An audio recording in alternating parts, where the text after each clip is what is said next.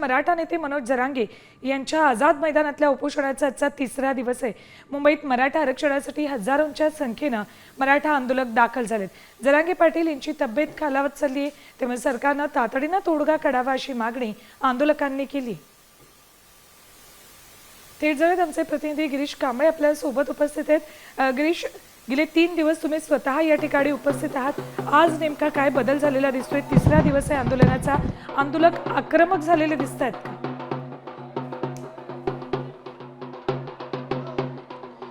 आंदोलनाचा खरं तर आजचा तिसरा दिवस आहे आणि मी आता सीपी म्हणजे मुंबई पोलिसांचं मुख्यालय आहे त्याच्या समोर आहे आणि या ठिकाणी मराठा आंदोलकांनी ठिय्या मांडलेला आहे।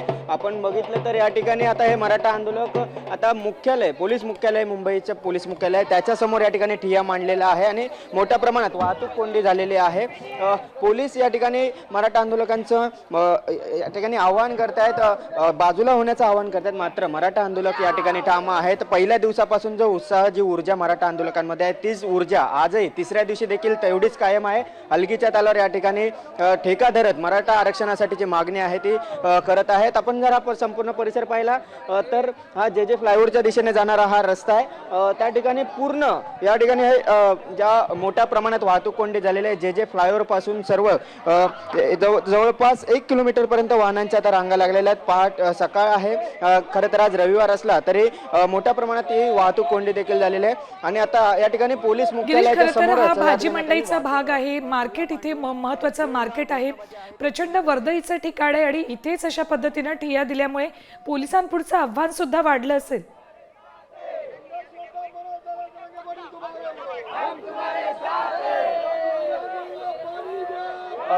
नक्कीच आपण आता पाहिलं तर माझ्या या बाजूला हा मार्केट आहे। आपण बघितलं तर इकडे मच्छी मार्केट, दुसरीकडे आपण बघितलं तर मंगलदास मार्केट असेल, कॉफी मार्केट असेल, हा सगळं मार्केट आहे आणि हा मार्केटचा भाग आहे आणि त्याच ठिकाणी पहाटेच्या वेळी म्हणजे सकाळच्या वेळीच अशा पद्धतीने ठिय्या मांडल्यामुळे मोठ्या प्रमाणात वाहतूक कोंडी आणि याचा परिणाम मुंबईकरांना देखील मोठ्या प्रमाणात त्रास सहन करावा लागतोय आणि ही ऊर्जा आपण बघतोय। एकंदरीत गिरीश, हे सगळे आंदोलक आता इथे जरी उपस्थित असले तरी पोलिसांना आता त्यांची समजूत काढावी लागणार आहे।